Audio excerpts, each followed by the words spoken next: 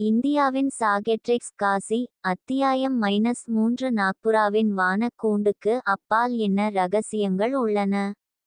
மஞ்சனியின் தயக்கத்துடன் கூடிய கூட்டணி உறுதி செய்யப்பட்டவுடன் 6 ஹீரோக்கள் நாகபுராவில் தங்கள் பார்வையை வைத்தனர். மதுரையில் உள்ள பழங்கால கடையில் இருந்து பெறப்பட்ட மங்கிப்போன வரைபடம் அவர்களுக்கு வழிகாட்டியாகச் செயல்பட்டது.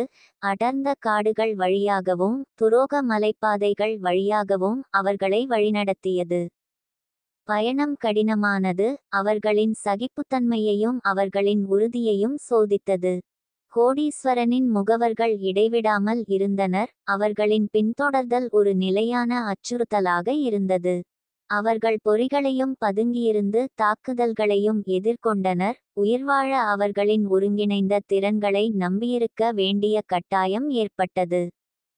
துணிச்சலான போர்வீரரான பிவாடாஸ் தாக்குதலை வழிநடத்தினார். அவரது வலிமையும் தைரியமும் அவரது தோழர்களுக்கு உத்வேகம் அளித்தன. டெஸ், வில்லாளன், முன்னால் தேடினான். அவளுடைய கூர்மையான கண்கள் மறைக்கப்பட்ட ஆபத்துகளை கண்டறிந்தன. மாறுவேடத்தில் தலை சிறந்த அனோகன் எதிரி முகாம்களுக்குள் ஊடுருவி உளவுத்துறையை சேகரித்து அவர்களின் திட்டங்களை நாசமாக்கினான். சூனியக்காரி கேசிவரி தனது அடிப்படை மந்திரத்தை பயன்படுத்தி தடைகளை உருவாக்கி சக்திவாய்ந்த தாக்குதல்களை கட்டவிழ்த்துவிட்டாள். முரடனான மஞ்சனி தனது தந்திரத்தையும் நிலப்பரப்பு அறிவையும் பயன்படுத்தி துரோக பாதைகளில் பயணிக்கவும் மறைக்கப்பட்ட பாதைகளை கண்டறியவும் பயன்படுத்தினார். கடைசியாக, வாரக்கணக்கான பயணங்களுக்குப் பிறகு அவர்கள் நாகபுராவின் இடிபாடுகளை அடைந்தனர். ஒரு காலத்தில் பிரம்மாண்டமாக இருந்த நகரம் இப்போது மூடுபனியால் மூடப்பட்டு தாவரங்களால் நிரம்பியிருந்தது. மறக்கப்பட்ட நாகரிகத்திற்கு சான்றாக நின்றது. இடிந்து விழும் சுவர்களிலும் வானிலையால் பாதிக்கப்பட்ட சிலைகளிலும் பொறிக்கப்பட்ட பாம்பு சின்னம் அவர்களின் தேடலின் தொடர்ச்சியான நினைவூட்டலாக இருந்தது. இடிபாடுகள், இடிந்து விழும் கோயில்கள், படர்ந்த முற்றங்கள் மற்றும் மறைக்கப்பட்ட அறைகளின் தளம். கோடீஸ்வரனின் படைகள் ஏற்கனவே நகரத்திற்குள் இருப்பதை அறிந்து அவர்களின் புலன்கள் விழிப்புடன் எச்சரிக்கையுடன் நகர்ந்தனர். அவர்கள் இடிபாடுகளுக்குள் ஆழமாகச் சென்றபோது சாக்வெட்ரிக்ஸ் காசியை சித்தரிக்கும் சிக்கலான சிற்பங்கள் மற்றும் பழங்கால சுவரோவியங்களை கண்டுபிடித்தனர். வான மனிதர்கள் சக்தியின் ஆதாரங்கள் மட்டுமல்ல, சமநிலையின் பாதுகாவலர்கள். அவர்களின் ஆற்றல்கள் உலகின் விதியுடன் பின்னி பிணைந்துள்ளன என்பதை சுவரோவியங்கள் வெளிப்படுத்தின. அவர்கள் ஒரு மறைக்கப்பட்ட அறையைக் கண்டார்கள், மையத்தில் ஒரு பெரிய கல் பலிபீடத்துடன் கூடிய ஒரு வட்ட அறை. பலிபீடம் பாம்பு சின்னத்தால் அலங்கரிக்கப்பட்டிருந்தது, அதன் அடியில் இருந்து ஒரு மங்கலான ஒளி வெளிப்பட்டது. பாம்பின் கிரீடம். கேசிவரி கிசுகிசுத்தாள், அவளுடைய குரல் பிரமிப்பால் நிறைந்தது. அவர்கள் பலிபீடத்தை நெருங்கும்போது பூமி நடுங்கத் தொடங்கியது. பலிபீடத்தின் அடியில் ஒரு இரகசிய பாதையை வெளிப்படுத்தும் ஒரு மறைக்கப்பட்ட வழிமுறை செயல்படுத்தப்பட்டது. அவர்கள் இருளில் இறங்கினர், அவர்களின் தீப்பந்தங்கள் ஈரமான சுவர்களில் மின்னும் நிழல்களை பரப்பின. அந்த பாதை ஒரு பரந்த நிலத்தடி அறைக்கு வழிவகுத்தது, பண்டைய இயந்திரங்கள் மற்றும் விசித்திரமான கலைப்பொருட்கள் நிறைந்த ஒரு குகை இடம். அறையின் மையத்தில் ஒரு பீடம் நின்றது, அதன் மீது ஒரு கிரீடம் இருந்தது, அதன் சிக்கலான வடிவமைப்பு ஒரு அமானுஷ்ய ஒளியுடன் மின்னும். பாம்பின் கிரீடம், பிவாடாஸ் கூறினார், அவரது குரல் அறையில் எதிரொலித்தது. அவர் கிரீடத்தை நோக்கி கையை நீட்டியபோது குகை வழியாக ஒரு குரல் எதிரொலித்தது. நீங்கள் மிகவும் தாமதமாகிவிட்டீர்கள், ஹீரோக்கள். கோடீஸ்வரன் நிழல்களிலிருந்து வெளிப்பட்டார், அவரது கண்கள் தீய சக்தியால் பிரகாசித்தன. அவர் தனது சாக்வெட்ரிக்ஸ் காஜியால் சூழப்பட்டார், அவர்களின் நிறமாலை வடிவங்கள் இருண்ட சக்தியின் ஒளியை வெளிப்படுத்தின. கிரீடம் என்னுடையது, கோடீஸ்வரன் கூறினார், அவரது குரல் வெற்றியால் நிறைந்தது. அதன் மூலம் நான் சாக்வெட்ரிக்ஸ் காஜியை கட்டுப்படுத்தி உலகை என் உருவத்தில் மறுவடிவமைப்பேன். ஒரு கடுமையான போர் நடந்தது. பிவாடாஸ் மற்றும் அவரது தோழர்கள் தங்கள் முழு பலத்தோடும் போராடினர். அவர்களின் திறமைகளும் தைரியமும் கோடீஸ்வரனின் இருண்ட மந்திரத்திற்கும் சாக்வெட்ரிக்ஸ் காஜியின் சக்திக்கும் எதிராக போராடின. டெஸ்ஸின் அம்புகள் தங்கள் அடையாளத்தை கண்டறிந்தன.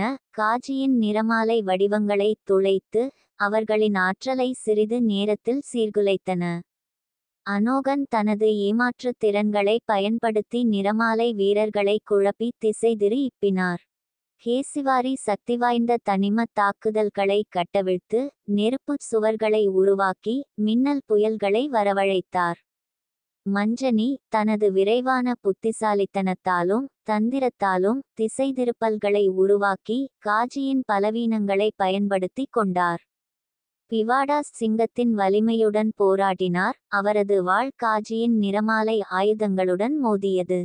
அவர்களின் துணிச்சலான முயற்சிகள் இருந்தபோதிலும் கோடீஸ்வரனின் சக்தி மிகப்பெரியதாக இருந்தது. அவர் காஜியின் சக்தியை பெருக்க பாம்பின் கிரீடத்தை பயன்படுத்தினார். ஹீரோக்களை அவர்களின் எல்லைக்கு தள்ளும் பேரழிவு தரும் தாக்குதல்களை கட்டவிழ்த்துவிட்டார். போர் மூண்டபோது சாக்வெட்ரிக்ஸ் காஜிகள் கோடீஸ்வரனின் வெறும் கருவிகள் அல்ல என்பதை அவர்கள் உணரத் தொடங்கினர். அவர்கள் வலியில் இருப்பது போல் தோன்றியது. அவர்களின் தெய்வீக சக்திகள் திரிந்து சிதைந்தன. அவர்கள் தீயவர்கள் அல்ல, கேசிவரி உணர்ந்து நிறைந்த குரலில் கூறினார். அவர்கள் கட்டாயப்படுத்தப்படுகிறார்கள்.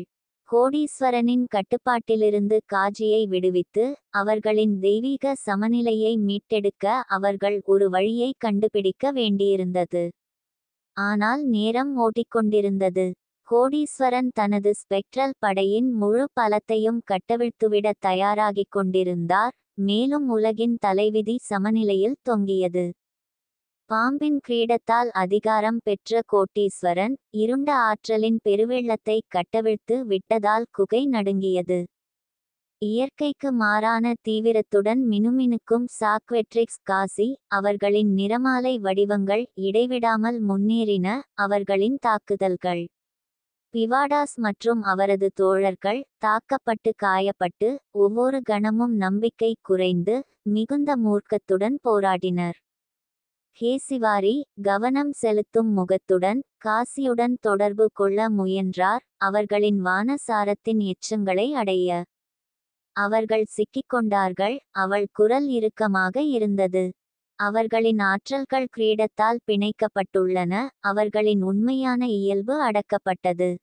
மஞ்சனி நிறமாலை வீரர்களை கவனித்து அவர்களின் அசைவுகளில் ஒரு நுட்பமான வடிவத்தை கவனித்தார். கிரீடம் ஒரு கூண்டாக செயல்படுகிறது என்று அவர் கூறினார். அவரது குரல் கூர்மையாக இருந்தது. இது அவர்களின் சக்தியை வெளிப்படுத்துகிறது, ஆனால் அது அவர்களை கட்டுப்படுத்துகிறது. இணைப்பை நாம் சீர்குலைக்க முடிந்தால் நாம் அவர்களை விடுவிக்க முடியும். போர்க்களத்தை ஆராய்ந்து கொண்டிருந்த டேஸ் கிரீடத்திலிருந்து வெளிப்படும் ஒரு மங்கலான ஒளியை கண்டாள். கிரீடத்தின் ஆற்றல் காஜியின் மார்பில் குவிந்துள்ளது என்று அவள் நிறமாலை வீரர்களை சுட்டிக்காட்டினாள். ஒரு பலவீனமான புள்ளி உள்ளது. நாம் ஒரு திறப்பை உருவாக்க வேண்டும், பிவாடாஸ் தனது குரலில் உறுதியுடன் கூறினார். ஒரு கவனச்சிதறல், ஒரு பாதிப்புக்குரிய தருணம். அனோகன் மாயை மற்றும் ஏமாற்றும் திறன்களை பயன்படுத்தி தொடர்ச்சியான மாய உருவங்களை உருவாக்கி காஜியின் கவனத்தை அவர்களின் எஜமானரிடமிருந்து விலக்கினார்.